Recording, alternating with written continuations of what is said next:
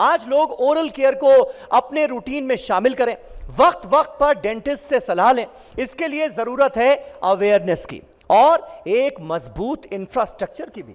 बिल्कुल, तो oral health awareness को बढ़ाने के लिए इंडिया किस दिशा में बढ़ रहा है आगे, इसमें किन नए सुधारों की ज़रूरत है, सामने किस तरीके की चुनौतियां हैं, इतनी बड़ी जनसंख्या वाले देश भारत में ओरल हेल्थ से जुड़े बिहेवियरल चेंज के लिए लोगों को जागरूक करने में डेंटिस्ट किस तरह से अहम भूमिका निभा सकते हैं, ऐसे कई गंभीर और ज़रूरी विषयों पर बातचीत करेंगे। और ये पैनल मॉडरेट करने वाले हैं समीर। इस पैनल का नाम है let's take the first step, और इसके लिए मैं मंच पर बुलाना चाहूंगी पद्म भूषण डॉक्टर अनिल कोहली को, former president DCI।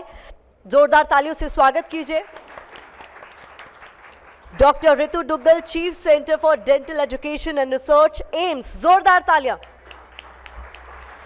Doctor Sharad Kapoor, member DCI, chairman national oral health forum, और doctor Rajeev Kumar Chok, immediate past president IDA। जोरदार तालियों के साथ स्वागत कीजिए। All yours. तो आप सभी का एक बार फिर बहुत बहुत स्वागत है हमारे मंच पर। और #be sensitive to oral health, ये दरअसल TV9 ग्रुप का और सेंसोडाइन का कमिटमेंट भी दिखा रहा है इस पूरी की पूरी मुहिम के लिए। आप सभी का बहुत बहुत स्वागत। शुरुआत सर आपसे करना चाहेंगे, और इंडिया में ओरल हेल्थ अवेयरनेस के बारे में जो आपके करंट परसेप्शंस हैं वो हैं क्या? ओरल हेल्थ को देखिए लेकर हम इतनी बातें कर रहे हैं, आप क्या सोचते हैं? First of all, I would like to thank you TV9 and Sensodyne for bringing such a important topic of the oral health to the common man. मैं डेंटिस्ट्री में पिछले 4 दशक से हूँ जी, लेकिन जो चेंज हमने अब देखा और जो प्रोग्रेस उसकी देखी है वो पहले नहीं देखी गई। अभी आपने काफ़ी दफ़ा जिक्र किया यहाँ पर कि 3.5 billion people are suffering out of the 8 billion people of the world population from one form of the dental disease और the other form of the disease. I would like to add कि यहाँ पर बहुत progress हुई, बड़े मुल्कों में भी, अमेरिका में और जगह पर भी। पर मैं आपकी जानकारी के लिए बताना चाहूँगा कि पिछले 30 साल में दांतों की बीमारियों के बारे में 50% वृद्धि हुई है, even in developed countries and other parts also, which is a very very important thing. अब आपके सवाल पे आते हैं, आपने सवाल किया, मैं दोबारा जानना चाहूँगा। करंट परसेप्शंस क्या हैं ओरल हेल्थ को लेकर, मैं ये जानना चाह रहा था आपसे। देखिए, परसेप्शन का आपने बात की तो हमें एक बात नहीं भूलनी चाहिए कि ओरल हेल्थ को आम आदमी ने भी, सरकार ने भी वो इम्पोर्टेंस नहीं दी जो मिलनी चाहिए। उसकी कई सारी वजह हैं, accessibility, affordability and the quality of the treatment. But जैसे जैसे देश ने तरक्की की, हम आगे बढ़े, डेंटल प्रोफेशन ने तरक्की की, तो इन चीज़ों के ऊपर काफ़ी सुधार है, काफ़ी कुछ हो चुका है, काफ़ी कुछ होना बाकी है। और ये सब चीज़ें सोशो इकोनॉमिक स्टेटस पे भी डिपेंड करती हैं, आदमी की एजुकेशनल लेवल पे भी डिपेंड करती हैं। तो बहुत सारी ऐसी चीज़ें हैं जो इसके बारे में कही जा सकती हैं, सुनी जा सकती हैं। अच्छा मैम, इंडिया में ओरल हेल्थ अवेयरनेस में और कैसे ज़्यादा से ज़्यादा सुधार लाया जाए? जो आपका एक्सपीरियंस रहा है उसमें आप किस तरह के की चैलेंजेस देखती हैं इस पूरे फील्ड को लेकर? पहले मैं सर की थोड़ी बात को जी आगे ज़रूर। बढ़ाते हुए, सर ने जैसे कहा कि डेंटिस्ट्री का जो परसेप्शन लोगों की तरफ रहा और जो ये परसेंटेज लोग डेंटिस्ट के पास जाना शुरू भी हुए वो एक मेट्रो सिटीज़ में या उनमें, तो एक जो चेंज जो नज़र आया वो कॉस्मेटिक डेंटिस्ट्री की तरफ बहुत ज़्यादा नज़र आया और प्रिवेंशन की तरफ हम लोग नहीं बढ़ पाए।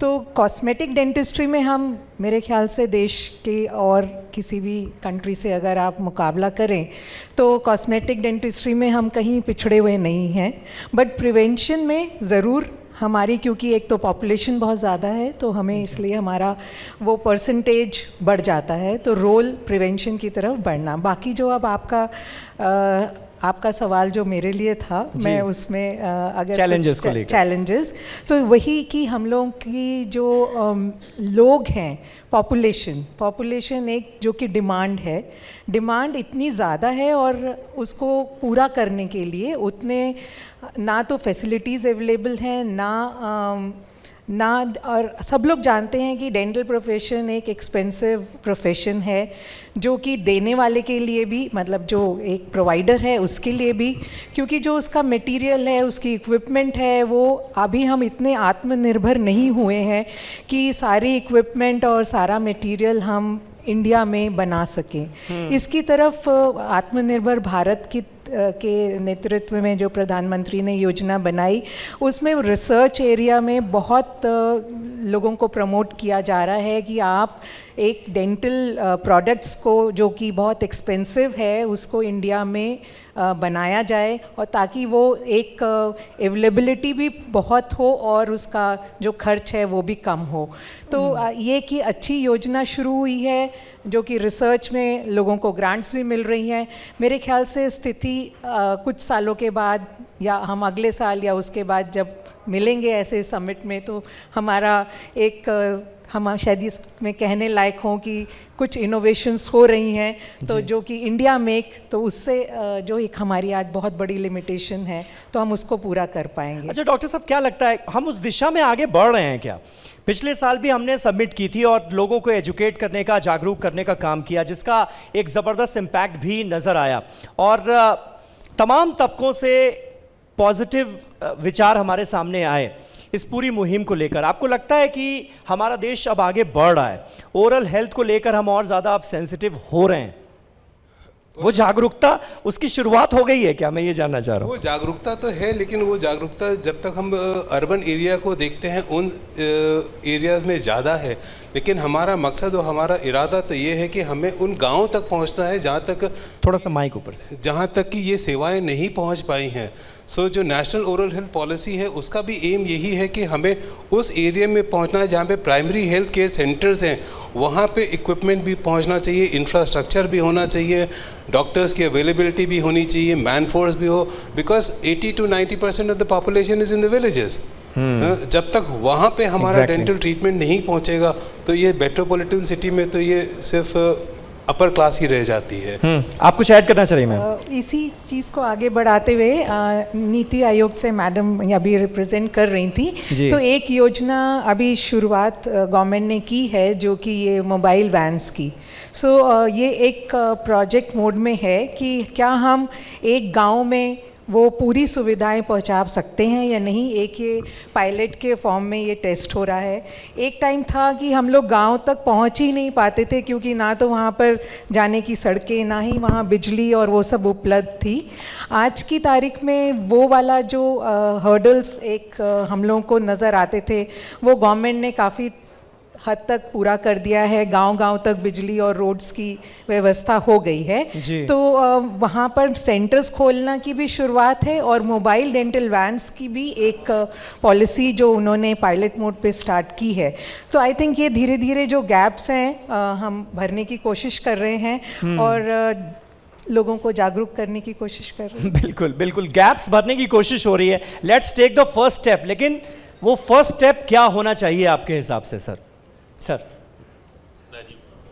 जी, द फर्स्ट स्टेप जो रिक्वायरमेंट है वो ये है कि हमें अवेयरनेस बढ़ानी है, और अवेयरनेस हमें बहुत यंग एज से बढ़ानी है, और रूरल एरिया, अर्बन एरिया सब जगह उसको पहुंचाने की कोशिश करनी है। तो उसके लिए बहुत ज़रूरी है कि हम अपने कैरिकुलम के अंदर चेंजेस करने की शुरू करें। जो हमारे बच्चों का जो कैरिकुलम है, स्कूल कैरिकुलम है, उसमें ओरल हाइजीन का इंक्लूजन होना बहुत ज़रूरी है। ओके। हम ऑलरेडी उसके लिए कुछ एफर्ट कर रहे हैं अपनी इंडियन डेंटल एसोसिएशन के थ्रू, पर गवर्नमेंट अगर उसमें हमारा सहयोग करे और बच्चों को हम शुरू से ओरल हाइजीन की इम्पोर्टेंस को समझाना, मतलब बच्चों के कैरिकुलम में ही शामिल कर दिया जाए। हाँ जी, देखिए हमारा अपना ऑब्जर्वेशन ये है कि बच्चे एक बहुत अच्छे एम्बेसडर होते हैं मैसेज पहुँचाने के। राइट। अगर बच्चे को आपने एजुकेट कर दिया तो वो पेरेंट्स को जाके कन्वे करते हैं, और ये हमारा ऑब्जर्वेशन इसलिए है कि मेरे को अपने पर्सनल आपको एग्जांपल देता हूँ। जब मेरे बच्चे छोटे थे, स्कूल में थे, तो उस समय ये अगेंस्ट फायर क्रैकर्स एक मूवमेंट शुरू हुआ था, गवर्नमेंट ने शुरू किया था। तो मेरे बच्चों ने ही आके मुझे बताया कि पापा हम अब पटाखे नहीं फोड़ेंगे। और इस बात को आज 15-20 साल हो गए कि हमने कभी फायर क्रैकर यूज़ नहीं किए, तो वो एक एम्बेसडर बन गए। इसी तरह से हर बच्चा एक एम्बेसडर है, अगर आप उसे एजुकेट करें ओरल हाइजीन के बारे में, उसको बताएं कि ब्रश करना ज़रूरी है, वो घर जाके अपने पेरेंट्स को बताता है और एक मैसेज स्प्रेड होता है। ओके अच्छा सर, डाइवर्स डेमोग्राफिक्स के बीच जो हमारा व्यवहार है उसमें चेंज लाने के लिए हम ओरल हेल्थ से जुड़ी जो गलत मिसकंसेप्शंस, मैं कह सकता हूँ मिसकंसेप्शंस और जो मिथ्स हैं, उनको कैसे एड्रेस किया जाना चाहिए? एक अच्छा सवाल आपने उठाया। सबसे बड़ा मिथ क्या है कि आप बहुत रगड़ के ब्रश करेंगे तो आपके दांत बहुत सफ़ेद हो जाएंगे, चमक आ जाएगी, चमक आ जाएगी। ऐसा नहीं है। अगर आप ब्रश को ज़्यादा रगड़ेंगे आपके दांत सेंसिटिव हो जाएंगे, फिर आप टूथपेस्ट ढूंढेंगे। So this is a big myth people have, कि by rubbing and by doing extra and hard brush, and you know the toothbrush varies from person to person. How strong, how stressful, and what is your state of mind. So one person rub it so hard कि he erodes the enamel and then it becomes sensitive, and then we look for the toothpaste like Sensodyne helps us. But that is not the ultimate solution. Ultimate solution is the treatment only. So basically is the education to teach to the people how to use, what to eat, when to eat, and social behavior. You are talking about the demographic. Now we are diversity of all sort of eating habits. What we wear, what temperatures we have different part of the country. It varies from place to place. So all behavioral changes and other things leads to the many problems. Take today stressful life, and it is a stressful life. You clench the teeth, you grind the teeth. Again you look for the sensitive teeth and you find the problems. And then you find the problem like TMJ problems. So these are very, very important to address. But I think the basic issue, we should make the people to aware what is important and what it can happen. Prevention, always better. Education, awareness. These are the most important factors which are the need of the hour. तो आपके हिसाब से वो let's take the first step. First step. तो first step क्या है? First step is the accessibility is the first step. Affordability is the second step, and the quality treatment is the third step. You take the first step. Firstly, make it accessible to the common man in the village. Now today we are talking about teledentistry, telemedicine, all these things, and the consultation on the video consultation and other things, which was not practically feasible 10 years back. But today we can reach to the nook or corner of every part of the world. So that will be great help to educate the masses. बिल्कुल। इसके अलावा ma'am, oral health awareness को बढ़ाने में कौन सी ऐसी strategy है, कौन से ऐसे इनिशिएटिव्स हैं जिन्हें आप सबसे इफ़ेक्टिव मानती हैं? खास करके मैं यहाँ पर रूरल इंडिया का भी जिक्र करना चाहूँगा। आई थिंक हम इसके बारे में बहुत लोगों से सुन चुके हैं जी। Media is the first and the foremost, like what we did in during covid times. जो जहाँ पर इंसान नहीं पहुँच सकता वहाँ आपका रेडियो, टीवी और आज तो जियो के माध्यम से नेटवर्क इतना सस्ता है कि एक एक आदमी जियो के नेटवर्क से प्रभावित है और वो मीडिया में जो मैसेजेस देख सकता है, मतलब लोगों को अवेयर करने का जरिया है हमारे पास। है जो कि एक ट्विटर के मैसेजेस और या छोटे छोटे आप वीडियो क्लिपिंग्स जो उनको एजुकेट करने के लिए बना सकते हैं जी। जहाँ तक एक रिचुअल्स और डेमोग्राफिक उसकी आपने बात करी, तो वो तरह की अवेयरनेस भी हमको पहुँचानी है। हम लोगों के घर में मेहमान आते हैं, हम उनको ग्रीट करने के लिए पान ऑफ़र करते हैं। कुछ स्टेट्स में ये एक रिचुअल है। तो एजुकेट करना कि ये पान से, जो कि एक साइलेंट किलर भी बन सकता है टबैको के फॉर्म में या बीटल नट के फॉर्म में, तो उसको हम ही लोगों को, जो हमारे परिवार के, कि उन चीज़ों, ऐसी प्रथाओं को रोकना है, बदलना है।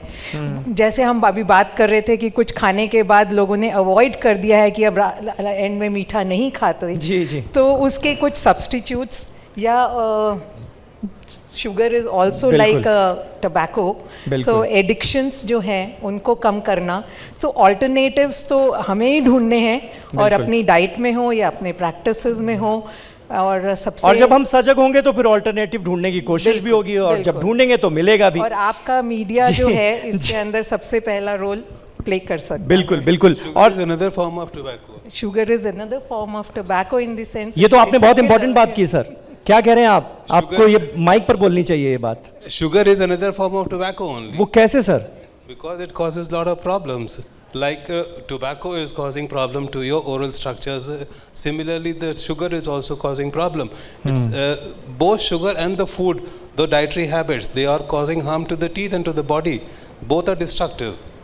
Both are destructive. ये बहुत स्ट्रॉन्ग स्टेटमेंट आपने दिया है। मीठा पसंद करने वाले लोगों के लिए ये बहुत बड़ा झटका है आपका statement sir. Sugar free. Sir आप Can ऐड I करना add to that? जी जी। See, we are making an effort in this regard to cut down the consumption of sugar. We are doing what is called an Eat Right movement. कि बच्चों के और institutional level पे, university और school level पे ही जो वहाँ पे उनको कैंटीन में खाना मिलता है वो ठीक खाना मिलना चाहिए जिसमें शुगर्स ना हो। दूसरा, we are also celebrating something called low sugar month. November for last one and a half year is now being celebrated. An effort is being made to cut down the consumption of sugar and call it a low sugar month. जी. And 1st November, no sugar day. So because sugar is known to be as addictive as tobacco is, so अगर हम उसका consumption कम करेंगे, ना सिर्फ वो दांतों के लिए, सारी बॉडी के लिए इट इज़ वेरी बेनिफिशियल. लेकिन सर ये भी तो होता है ना कि घर में अगर दांतों में दर्द होता है तो लौंग से काम चला लीजिए, घरेलू जो रेमेडीज़ हैं उनसे काम चला लीजिए. क्या ये ठीक है या फिर हमें फॉरेन डेंटिस्ट के पास जाना ही चाहिए? जल्दी से, वक्त क्योंकि हमारे पास कम है, इसलिए छोटा छोटा कमेंट अगर आपसे, शुरुआत आपसे सर. देखिए, इन चीज़ों का डेफिनेटली मेडिसिनल वैल्यू भी है और वो भी है, but that is not the ultimate treatment. हाँ. Ultimate treatment is you have to go to the dentist and get rectified your problem. What immediate relief you get? Take the sensitive teeth. You use the toothpaste. But that is not the final solution for the many problems, erosion, adhesion, and other things.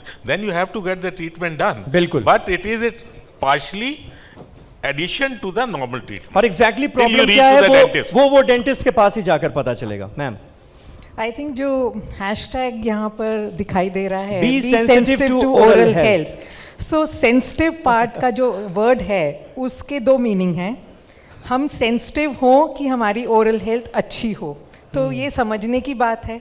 कुछ लोग ये सोचेंगे कि हम sensitive means sensitive teeth की बात कर रहे हैं, जो कि एक मेडिकेटेड पेस्ट या एक ब्रांड के साथ जुड़ा हुआ है. तो मेरे ख्याल से मैं अगर उस हैशटैग को रीड करूँगी तो मैं मतलब कि अपनी ओरल हेल्थ के प्रति सेंसिटिव हूँ, जागरूक हूँ, मैं उसको उस तरह से बिल्कुल लेना ये चाहूँगी. सेंसिटिविटी वाला नहीं है, ये संवेदनशीलता वाला है. हाँ, सर जल्दी से. Be sensitive and sensitize your people. जी जी सर जल्दी से. So, as Dr. Kohli was saying, I'd like to elaborate on that. There has to be an underlying cause why the sensitivity is there. Either it has to be cavities, it has to be gum disease, or it has to be faulty brushing.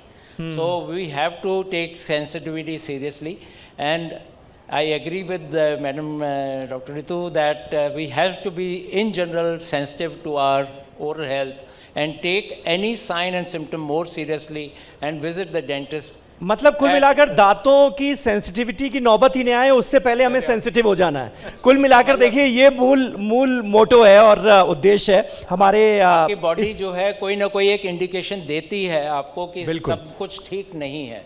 हाँ. तो उसको seriously लीजिए और जैसे ही कुछ ऐसा issue होता है एकदम डेंटिस्ट के पास जाइए. बिल्कुल सर, बहुत बहुत शुक्रिया आप सभी का, बहुत बहुत शुक्रिया हमारे साथ जुड़ने के लिए. थैंक यू जी, और इतनी सारी अहम जानकारियां हम तक पहुंचाने के लिए. I am sure. जी I want to say, जी जल्दी से. I would like to convey the message, instigate the people about the oral health, invest in the oral health and make a healthy nation. Thank you. क्या बात है. Thank you so much, thank you so much. इसी note के साथ इस session को खत्म करते हैं. बहुत बहुत शुक्रिया आप सभी का हमारे साथ जुड़ने के लिए. आप प्लीज मंच पर बने रहें, थोड़ी वक्त और लूंगा आपका. तो जैसा कि हमने आपसे वादा किया था कि बहुत ही शानदार सेशन आपका इंतजार कर रहा है, वैसा ही ये सेशन था अभी। लेकिन टोकन ऑफ अप्रिसिएशन के लिए अब मैं मंच पर बुलाना चाहूंगी नवनीत सलूजा जी को, BUGM इंडिया सब कॉन्टिनेंट हेलियन के। जोरदार तालियों के साथ स्वागत कीजिए। इसके अलावा रक्तिम दास जी को मैं बुलाना चाहूंगी, chief growth officer TV9 network के। साथ ही मुकुंद सेटलोर जी को भी बुलाना चाहूंगी, executive vice president TV9 network के मंच पर। जोरदार तालियों के साथ स्वागत कीजिए।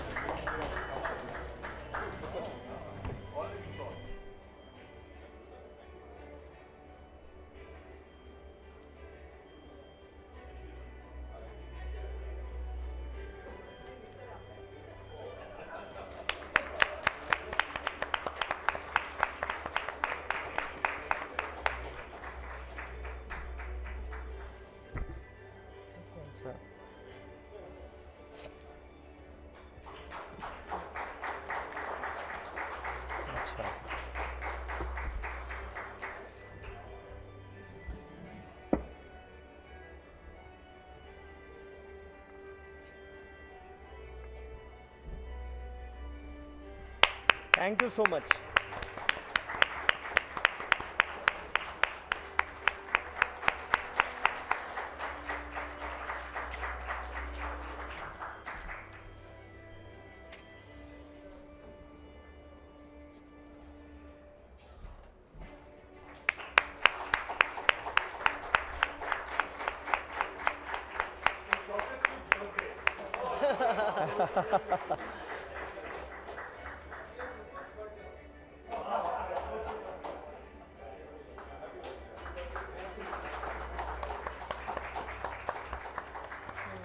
Thank you so much, thank you so much. आप सभी का बहुत बहुत शुक्रिया हमारे मंच की शोभा बढ़ाने के लिए।